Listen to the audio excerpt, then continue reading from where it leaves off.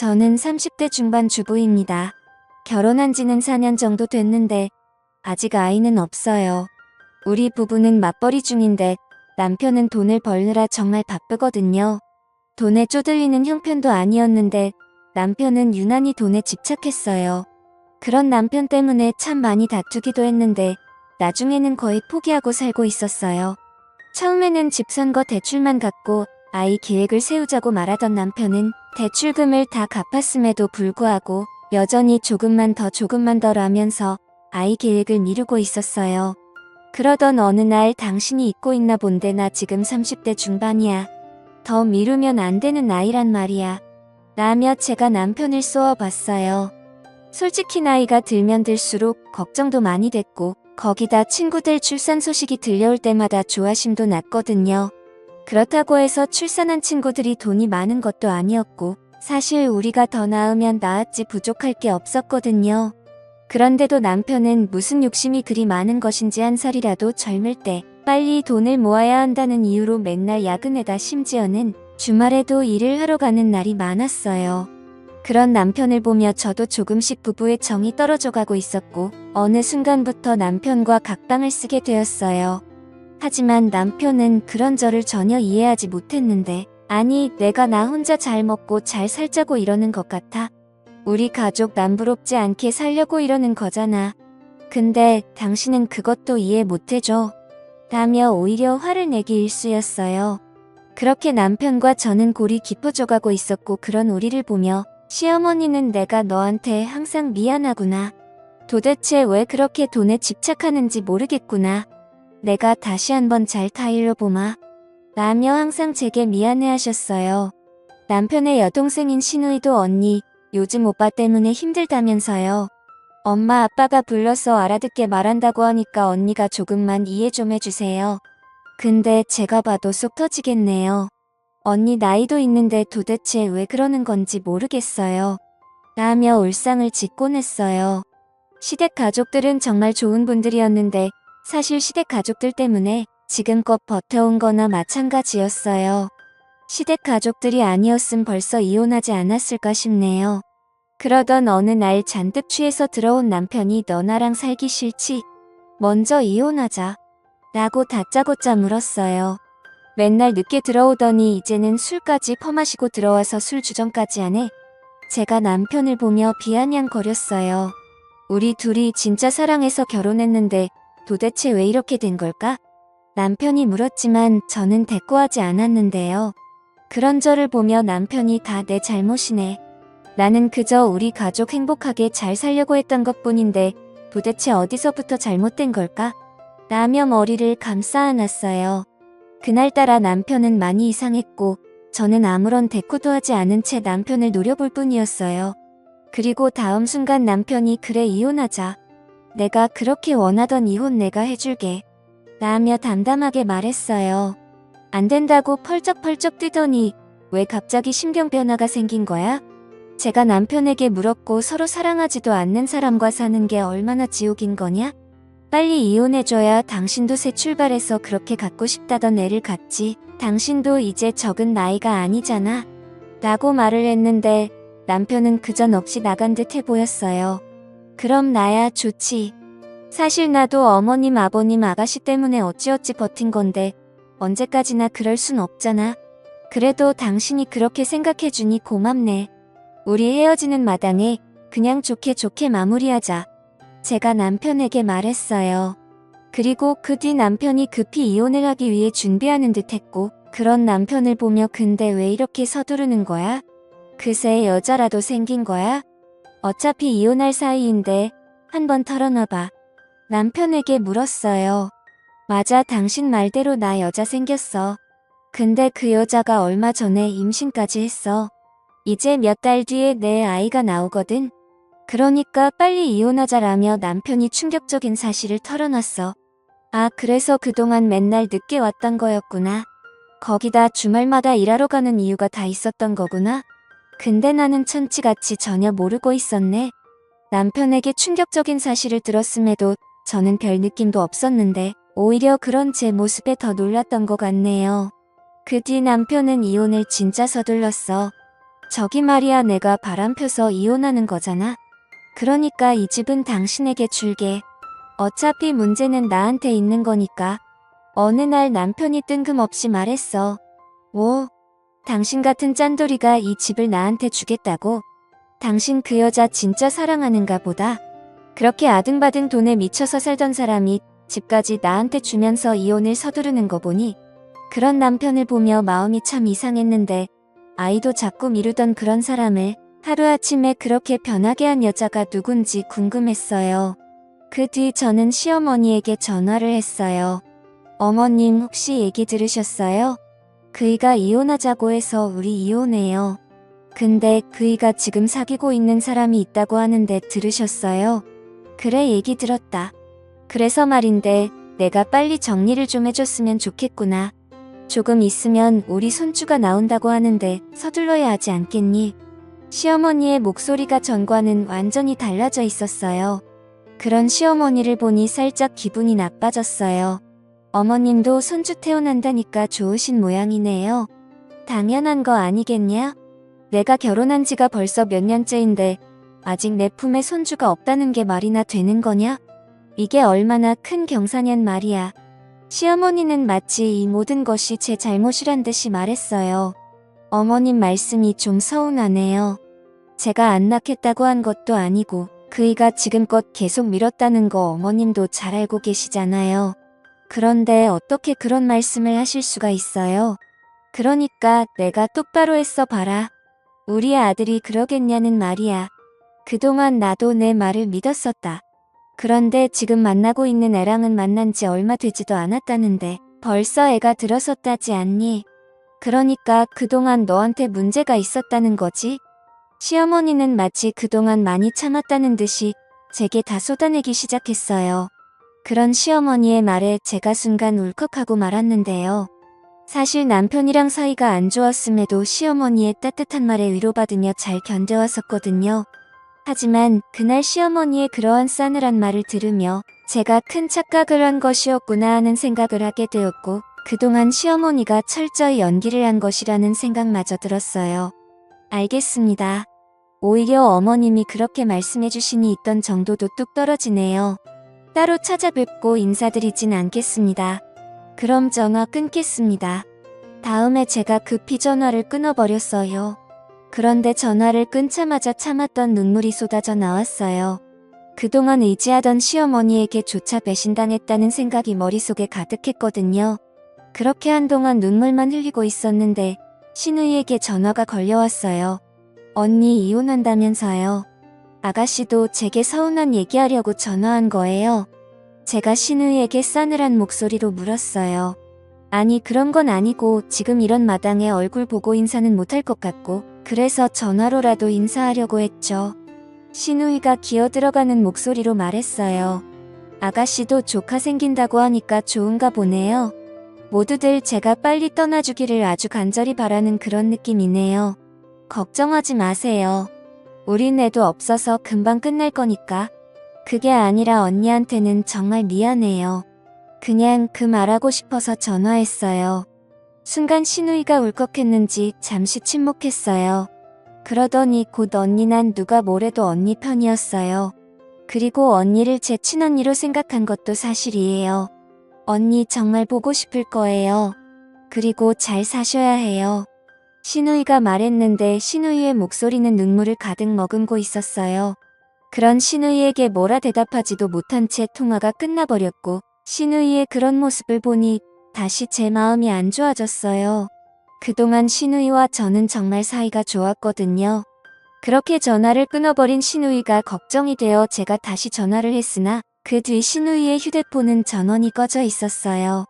결국 신우이와 다시 통화를 하지 못한 채 저는 남편과 이혼을 진행하게 되었어요. 남편은 모든 것을 속전속결로 처리했는데 정말 급했던 모양으로 웬만한 건 제가 원하는 대로 다 해줬어요. 이 집은 이제 당신 거니까 당신이 팔고 이사를 가든지 그냥 살든지 마음대로 하고 난 짐 사다 바로 나갈게. 근데 앞으로 그냥 가지고 있는 것도 나쁘진 않을 거야. 남의 남편이 제게 조언했지만 당신 같으면 이 집에서 살 수 있겠어. 당신 말이야 내가 상관장 소통 안 한 거 감사하게 생각해. 그래서 내가 아파트까지 당신한테 다 주고 당신이 해달라는 거 다 해줬잖아. 암튼 그건 고맙게 생각할게. 남의 남편이 급히 짐을 싸서 나갔어요. 그 뒤 저는 집을 팔려고 내놨지만 빨리 팔리지 않았고 우선 그대로 살고 있었어요. 사실 그쯤에서는 남편에게 이미 정이 떨어져 버렸기에 남편이 그립다거나 그렇지도 않았거든요. 그렇게 얼마나 지났을까요? 제 친한 친구 진주에게 전화가 한 통 걸려왔어요. 잘 지내고 있는 거야? 너 그러고 사는데 내가 이러니 널 챙길 수도 없고 미안하다. 친구 진주가 미안한 듯 말했어요. 아니야. 너 몸이 그런데 무슨 그런 말을 하냐? 오히려 내가 널 챙겨야 하는데 내 꼴이 이러니 내가 더 미안해. 친구 진주는 얼마 전에 갑상선 암 진단을 받고 치료 중이었거든요. 아니야. 그래도 갑상선 암은 암 중에서 착한 병이라고 하잖아. 수술하고 치료받으면서 많이 좋아졌어. 정말 많이 나아진 것인지 진주의 목소리가 밝아 보였어요. 저기 근데 말이야. 나 오늘 내 전 남편 봤다. 그래? 같은 하늘 아래에 사는데 마주칠 수도 있지 뭐. 제가 별 관심 없다는 듯이 말했어요. 근데 내 전 남편 바람나서 이혼했다고 하지 않았어? 야, 그 인간 얘기는 하지도 말자. 피곤하니까. 제가 진주에게 말했지만 나도 웬만하면 전화 안 하려고 했지. 근데 말이야. 내 전 남편 너한테 그렇게 하고 벌 받는가 보다? 친구 진주가 아주 고소하다는 듯이 말했어요. 그게 무슨 말이야? 벌 받는 것 같다니. 아니, 너도 알다시피 내가 암 전문 병원에 다니잖아. 근데 내 남편이 환자복을 입고 거기에 있더라니까? 그게 무슨 말이겠냐? 내 남편이 지금 암에 걸렸다는 거지? 오, 암에 걸렸어. 그렇다니까. 내 시어머니가 부축해서 병실로 들어가는 거 내가 봤다니까. 진주가 확실하다는 목소리로 말했어요. 내가 잘못 본 거 아니야. 멀쩡하던 사람이 갑자기 무슨 암이야? 야, 어느 날 갑자기 걸리는 게 암이야. 나도 봐라. 갑자기 그랬잖아. 내가 혹시나 싶어서 몰래 지켜봤는데 내 전 남편이 확실했어. 이게 무슨 일이야? 알았어. 내가 확인 좀 해볼게. 라고 제가 말했어요. 오, 내가 확인을 하긴 뭘 확인을 해봐. 그냥 모른 척해. 지금에 와서 내가 확인해서 뭐하게. 너 정신 똑바로 차려. 이혼당해놓고는 아직도 정신 못 차린 거냐? 순간 진주가 제게 화까지 내면서 말했어요. 알았어. 알았으니까 걱정하지 말고 넌 치료나 잘 받아. 라며 제가 전화를 끊었어요. 그리고 곧 신우이에게 전화를 했어요. 언니 오랜만이네요.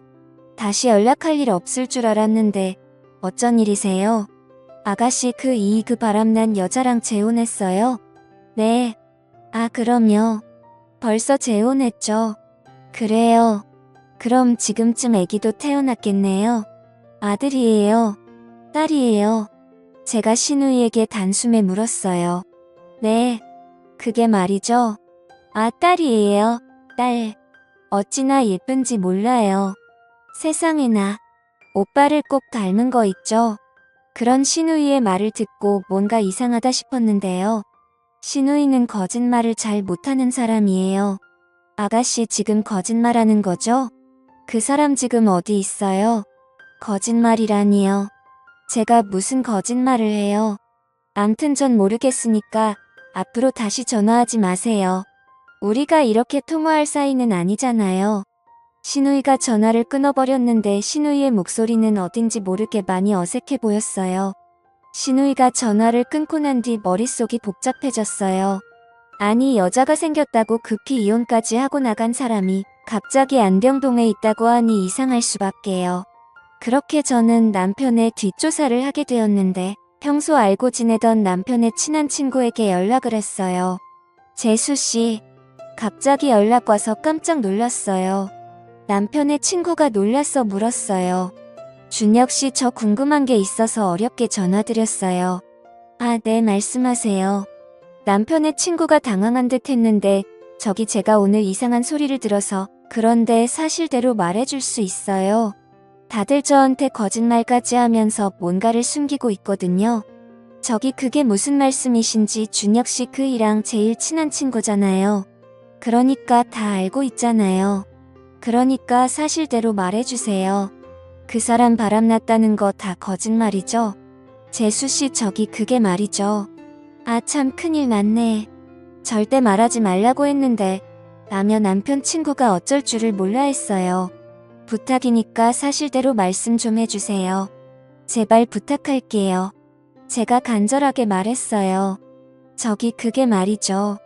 제가 그랬다고 절대 말하면 안 됩니다. 말하면 가만 안 둔다고 했어요. 라며 잠시 말을 멈춘 남편 친구가 제게 충격적인 사실을 말했어요. 사실은 바람난 거 아닙니다. 그놈이 밤낮으로 이런 건 재수 씨도 잘 알잖아요. 그런데 얼마 전에 암에 걸린 걸 알았어요. 몸이 이상해서 병원에 갔더니 대장암 3기라고 했다나 봐요. 근데 이게 반반 확률이라고 하던데 저도 잘은 몰라서요. 네, 대장암 3기요? 그러니까 암에 걸린 걸 숨기느라 이혼한 거라고요? 대체 이게 무슨 말도 안 되는 소리예요? 제가 흥분한 채 소리를 질렀어요. 저기 그게 재수 씨가 아이를 많이 원하잖아요. 그런데 암이 완치된다고 해도 방사선 치료에다 뭐에다 당분간 아이 갖기는 힘드니까 그냥 보내드리는 게 이치에 맞는 거라고라는 말을 하던 남편 친구가 순간 말을 잇지 못했어요. 그리고 그 순간 전화기를 들고 있던 제 손이 덜덜 떨리고 있었는데요. 뭐라고요? 그래서 저와 이혼을 했다고요? 고작 그 이유 때문에요? 그게 말이죠. 사실 그 녀석은 재수 씨가 임신하게 되면 회사 관두기 할 생각이라고 악착같이 일만 했었어요. 그 녀석 어릴 때 부모님이 맞벌이 하느라 항상 바쁘셨거든요. 그래서 아이 낳으면 재수 씨가 집에서 아이들만 보길 원했어요. 그렇게 아이 키우면서 돈 걱정 안 하게 만들고 싶다고요. 그런데 그러다가 결국 몹쓸 병에 걸렸는데 재수 씨 힘들게 하고 싶지 않다고 저를 붙들고 통곡을 하고 울었어요. 물론 저도 처음에는 말렸어요. 그래도 재수 씨한테 말해야 한다고요. 근데 절대 안 된다고 난리를 치니까 거기다 환자이고 하니 다들 그렇게 하기로 한 거예요. 남편 친구가 그동안 있었던 일을 설명했고 그 순간 제 눈에서 눈물이 멈추질 않았어요. 정말 대단하시네요. 저만 바보 만들고 다들 좋으셨나 봐요. 재수 씨 진짜 그런 게 아니에요. 남편 친구가 저를 위로하려고 애쓰고 있었지만 잘 알겠습니다. 그리고 감사해요. 라며 제가 전화를 끊었어요. 그렇게 바로 신우이에게 전화를 했지만 전화를 받지 않았고 아가씨 다 들었으니까 전화 받으세요. 그 사람 지금 암에 걸렸다면서요? 라고 제가 문자를 보냈어요. 제 문자를 본 신우이가 제게 바로 전화를 했어요. 언니 어떻게 알았어요? 지금 어떻게 안 게 중요한 게 아니잖아요. 다들 저한테 어떻게 그럴 수가 있어요? 그럼 어머님도 저한테 일부러 그렇게 하신 거네요? 제가 신우이에게 기가 막힌 목소리로 물었어요. 미안해요, 언니. 엄마 아빠가 친딸 같은 언니가 마음 아파하는 거 못 보겠다고 그러셔서 저도 어쩔 수 없었어요. 차라리 모르고 떠나는 게 낫다고요. 라고 말을 하던 신우이가 결국 눈물을 흘렸어요. 그런 신우이에게 남편이 입원해 있는 병원과 병실을 물어서 급히 그곳으로 갔고 마침 병실을 나오던 시어머니와 딱 마주쳤어요. 아니 내가 여긴 어떻게 온 거니? 시어머니 얼굴은 새파랗게 질려 있었는데 그만 가거라. 우린 널 항상 친딸이라고 생각하고 자랐어. 근데 부모가 딸한테 어떻게 그럴 수가 있느냐 말이야. 라며 시어머니가 급히 등을 돌렸어요. 어머님 저 다 알고 왔어요. 아가씨랑 통화하고 왔다고요. 제가 시어머니에게 말했어요. 그 순간 등을 돌린 시어머니 몸이 움찔했는데 뭐야 너한테 다 말했어. 절대 말하지 말라고 했는데 왜 그렇게 말을 안 들어 처먹는지 모르겠구나. 시어머니가 자푸자기한 얼굴로 저를 바라봤어요. 어머님 그래도 이러시면 안 되는 거잖아요. 가족은 어려울 때 함께하는 게 가족이라면서요. 제가 첫 인사드리던 날 어머님이 제 손을 꼭 잡으시면서 그러셨잖아요. 가장 힘들고 어려울 때 함께하는 게 가족이라고요. 그런데 어떻게 이럴 수가 있어요? 제가 원망스러운 눈빛으로 시어머니를 바라봤어요. 이거사 네 나이가 이제 30살 중반이다. 근데 암 상기면 이젠 어떻게 될지 아무도 모른단다. 아이를 가질 수 없을지도 모른다잖니. 그럼 네 인생은 뭐가 되는 거냐? 우린 널 항상 친딸이라고 생각하고 자랐어. 근데 부모가 딸한테 어떻게 그럴 수가 있느냐 말이야. 그런 시어머니의 눈에는 눈물이 그렁그렁했어요. 어머님 그래도 이러면 안 되는 거잖아요. 가족은 어려울 때 함께하는 게 가족이라면서요. 제가 원망 가득한 눈빛으로 시어머니를 다시 바라봤어요. 그럼 제 말에 시어머니가 이거사 뭐 하려고 여기에 발을 들여? 네가 이러는 거 아니까 우리가 말 못한 거야. 여려 빠진 거 같으니라고. 이럴 땐 그냥 모른 척하고 가야 하는 거야. 제 등을 내리치면서 눈물을 흘렸어요. 그날 시어머니에게 전화를 했을 때 그토록 매몰차게 말하는 시어머니를 보며 왜 몰랐을까요? 다시 한번 제 가슴이 미어져 내렸어요. 그렇게 병실 안으로 들어갔는데 남편의 얼굴은 그새 많이 상해 있었어요. 당신이 여긴 어떻게 왔어? 왜 그렇게 바람나서 나갔는데 암 걸렸다고 하니까 구경하러 왔어? 그래 나 천벌 받았어. 그러니까 그만 가봐. 라며 남편이 제 눈도 마주치지 않고 단숨에 말했어요. 미안해. 당신 아내라는 사람이 당신 아픈 것도 모르고 진짜 한심하다. 정말 미안해. 라며 그 자리에서 제가 펑펑 눈물을 흘렸어요.